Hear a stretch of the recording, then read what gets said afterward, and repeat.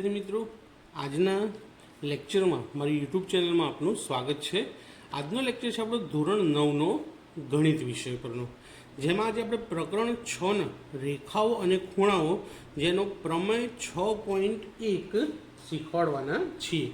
અને પ્રમેય 6.1 chapter number 6નો ખૂબ જ મોસ્ટ આઈએમપી એટલે કે વેરી મોસ્ટ આઈએમપી કહી શકાય. શું કહી શકાય તેને? વેરી મોસ્ટ આઈએમપી પ્રમેય. માટે આ પ્રમેય ખૂબ કાળજી રાખી અને ધ્યાનપૂર્વક શીખી અને એક વખત તૈયાર કરીને મોઢે લખી લેજો. તો શરૂઆત કરીએ પ્રમેય 6.1ની. તો પ્રમેય 6.1ની પ્રતિજ્ઞા શું છે કે પરસ્પર છેદતી બે રેખાથી, એટલે કે બે રેખાઓ છે જે એકબીજાને પરસ્પર છેદે છે અને તેનાથી બનતા અભિકોણ સમાન હોય છે. હવે જ્યારે પણ આપણે અભિકોણ કરીએ ને તો અભિકોણ હંમેશા એક્સ બનાવતા હોય, આલ્ફાબેટ શું બનાવતા હોય? એક્સ. એટલે આપણી આકૃતિ પણ આવી જ આવશે, જેમાં આપણે કેટલી રેખાઓ લેવાની છે? બે રેખાઓ લઈશું. એક લઈશું રેખા AB અને એક લઈશું રેખા CD. તો અહીંયા બાજુમાં આકૃતિ દોરી દઈએ.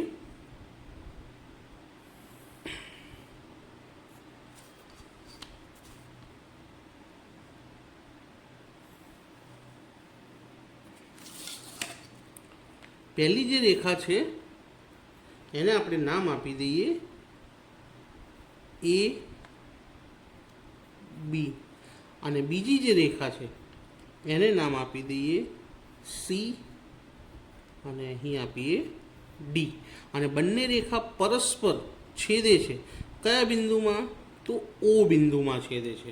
તો આ પ્રમાણેની એની આકૃતિ થશે. તો પ્રતિજ્ઞામાં કીધું હતું પરસ્પર છેદતી બે રેખા AB અને CD થી બનતા અભિકોણ સમાન હોય. અભિકોણ એટલે સામસામેના ખૂણા. અભિકોણ એટલે કેવા? સામસામેના. અહીંયા અભિકોણની બે જોડ બનશે, એ પણ હું તમને લખીને બતાવું. તો સૌથી પહેલાં પક્ષ લખીએ. પક્ષ હંમેશા પ્રતિજ્ઞામાંથી જ આવશે, પણ પ્રતિજ્ઞામાં રેખાઓના નામ નથી આપ્યા, આપણે આકૃતિમાં નામ આપ્યા માટે પક્ષમાં નામ લખવા પડશે. તો પક્ષની અંદર શું આવશે? આપણે કઈ બે રેખા દોરી? AB અને CD. તો રેખાઓ AB અને CD પરસ્પર કયા બિંદુમાં છેદે છે? O બિંદુમાં. તો લખીએ પરસ્પર O બિંદુમાં છેદે છે. તો આ આપણો પક્ષ હતો કે AB અને CD બે રેખાઓ પરસ્પર O બિંદુમાં છેદે. હવે સાધ્યની અંદર આપણે શું લખવાનું આવશે? તો કયા અભિકોણ બને છે તે આપણે લખવા પડશે. તો અહીંયા આગળ અભિકોણની કેટલી જોડ બને છે? બે. તો પહેલાં પહેલી જોડ લખીએ. ખૂણો પહેલી જોડમાં આપણે લઈએ AOC. તો એની સામેનો ખૂણો કયો બનશે? ખૂણો BOD. એટલે આ બે ખૂણા લીધા સામસામેના. પહેલો ખૂણો કયો લીધો? AOC બરાબર ખૂણો BOD. એટલે સામસામેના ડાબી જમણીવાળા. હવે ઉપર અને નીચેવાળો ખૂણો લઈએ તો એમાં આવશે બીજો, અહીં લખી દઈએ, તથા બીજો ખૂણો AOD, ઉપરવાળો ખૂણો AOD અને નીચેવાળો ખૂણો BOC. તો AOD બરાબર ખૂણો BOC. તો પહેલામાં કયો લીધો? ડાબી બાજુ જમણી બાજુ. અને બીજામાં કયો લીધો? ઉપરનો અને નીચેનો ખૂણો. તો હવે આ બંને ખૂણા સરખા છે એવું સાબિત કરવાનું છે. બેમાંથી કોઈ એક સાબિત કરીશું, બીજું સ્વીકારી લઈશું.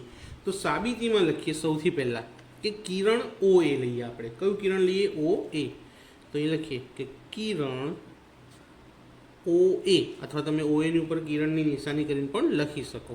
એ રેખા OA છે એ શેની ઉપર આવ્યું? CD ઉપર આવેલું છે. એ રેખા CD પર આવેલ છે. OA છે એ રેખા CD પર આવેલ છે. માટે હવે OAની મદદથી CD ઉપર બે ખૂણા બન્યા. પહેલો ખૂણો બને છે AOC અને બીજો ખૂણો બનશે AOD. તો પાસેના ખૂણા થયા. તો માટે ખૂણો AOC વત્તા ખૂણો AOD બરાબર 180. કેમ? કારણ કે આ બંને રૈખિક જોડના ખૂણા છે. કેવા ખૂણા છે? રેખિક જોડના. એક જ રેખા પર આવેલા પાસ પાસેના ખૂણા. એટલે આ બંનેનું ટોટલ કેટલું થાય? 180 થાય. આને આપણે આપીએ પરિણામ નંબર 1. હવે બીજી જોડ લઈએ એક કે તેવી જ રીતે હવે આપણે હમણાં કિરણ કયું લીધું હતું? OA. હવે કિરણ કયું લઈશું? OD. તેવી જ રીતે કિરણ OD એ રેખા. તો આ કિરણ OD છે, કઈ રેખા પર આવેલું છે? AB. રેખા AB પર આવેલ છે. જો પહેલાં OA લીધું, હવે OD લીધું છે આપણે. તો ODની આજુબાજુ બે ખૂણા બનશે. પહેલો બનશે AOD અને બીજો બનશે BOD. તો માટે ખૂણો AOD વત્તા ખૂણો BOD બરાબર 180. આનો પણ સરવાળો 180 થયો. કેમ? કારણ કે આ પણ શું છે? રૈખિક જોડના ખૂણા. અને આના આપીએ આપણે નંબર 2.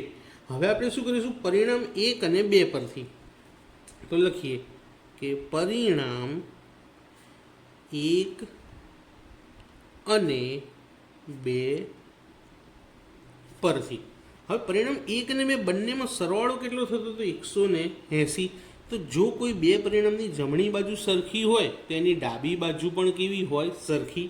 તો આ બંને સરવાળા પણ કેવા થાય? સરખા. તો પહેલું લખીએ. માટે ખૂણો AOC વત્તા ખૂણો AOD બરાબર બીજા પરિણામનો ખૂણો AOD વત્તા ખૂણો BOD. તો બે પરિણામ સામસામે લખી દીધા. પહેલાની ડાબી બાજુ અને બીજાની ડાબી બાજુ. હવે બંને બાજુમાં સરખો ખૂણો કયો છે? તો AOD બંનેમાં સરખો છે, તો AOD ઉડી જાય. AOD બંને બાજુ સરખો છે, તો AOD શું થઈ જાય? ઉડી જાય. તો શું વધ્યું?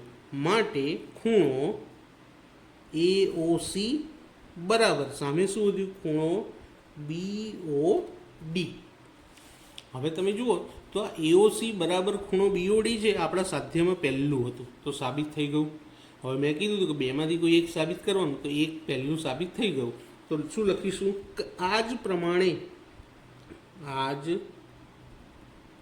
પ્રમાણે ખૂણો બીજું શું છે? જો ખૂણો AOD બરાબર ખૂણો BOC. તો આ બીજા નંબરનું તો તે લખી નાખ્યું, પણ સાબિત થાય. આપણો પ્રમેય પૂરો. એકદમ સહેલો અને સરળ પ્રમેય છે. અહીંથી શરૂઆત થાય એની પ્રતિજ્ઞાથી, ત્યારબાદ આકૃતિ, પક્ષ, સાધ્ય અને સાબિતી. અહીંયા આપણું સાબિતી પૂરી થઈ જાય છે. આવો એક્ઝેક્ટ પ્રમેય લખશો તો આ પ્રમેય પરીક્ષાની અંદર 3 અથવા તો 4 માર્કમાં પૂછી શકાય છે. તો સરસ રીતે મોઢે કરી લેજો. કયો પ્રમેય હતો? પ્રમેય નંબર 6.1. પણ પરીક્ષામાં આ નહીં પૂછે. પરીક્ષામાં તમને પ્રતિજ્ઞા જ લખીને આપેલી હશે. તો પ્રતિજ્ઞા ખાસ યાદ કરી લેજો. કારણ કે ઘણી વખત શું થાય કે 2-4 પ્રમેય ભેગા થઈ ગયા હોય તો કયા પ્રમેયની પ્રતિજ્ઞા કઈ છે ખબર હોતી નથી. માટે આ પ્રતિજ્ઞામાં યાદ રાખવા માટેનો એક શબ્દ છે અભિકોણ. કે અભિકોણવાળો પ્રમેય પૂછાય તો પ્રમેય 6.1 જ તમારે તૈયાર કરવાનો અને એ જ તમારે લખવાનો આવશે. તો મિત્રો, વિડીયો આ તમને કેવો લાગ્યો મને કોમેન્ટ કરી જરૂરથી જણાવજો. અને જો પસંદ આવે તો લાઈક કરજો, આગળ તમારા મિત્રોને શેર કરજો અને ચેનલને સબસ્ક્રાઈબ કરવાનું ભૂલતા નહીં. Thank you.